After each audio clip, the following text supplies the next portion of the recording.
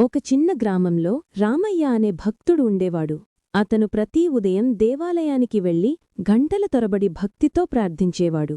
అయితే అతని జీవితంలో కష్టాలే ఎక్కువయ్యాయి. పంటలు చెడిపోయాయి, అప్పులు పెరిగాయి, పిల్లల చదువుకి కూడా డబ్బు లేకపోయింది. ఒకరోజు అతను దేవుడి ముందుకు వచ్చి బాధతో అన్నాడు, ప్రభూ, నేను నిన్ను ఎప్పుడూ మరచిపోలేదు. అయినా నా జీవితం ఇంత కష్టంగా ఎందుకుంది? నాకెందుకు సహాయం చెయ్యట్లేదు? దేవుడు చిరునవ్వుతో అన్నాడు, రామయ్య, రైతు విత్తనం వేసిన వెంటనే పంట పండుతుందా? అది కొంచెం సమయం సహనం కావాలి కదా. నేను నీ జీవితంలో విత్తనాలను నీ కర్మతో నాటాను. అవి పండే సమయం దగ్గర్లోనే ఉంది. రామయ్య మౌనంగా దేవుడిని చూశాడు. కళ్లలో కన్నీళ్లు ఉన్నాయి, కాని ఆ కన్నీళ్లలో విశ్వాసం కూడా ఉంది. కొన్ని నెలల తర్వాత అతని పొలాల్లో పుష్కలంగా పంట పండింది. అప్పులు తీరాయి, పిల్లల చదువు మొదలైంది. ఆ రోజు రామయ్య మళ్లీ దేవాలయానికి వచ్చి నమస్కరించాడు. ప్రభూ, నువ్వు ఆలస్యం చేస్తావు, కాని ఎప్పుడు మర్చిపోరని ఇప్పుడు నాకు తెలుసు. దేవుడు చిరునవ్వుతో జవాబిచ్చాడు, రామయ్య, నేను ఎప్పుడూ సరైన సమయానికే వస్తాను. ఎందుకంటే ప్రతి ప్రార్థనకు ఒక సమయం ఉంటుంది.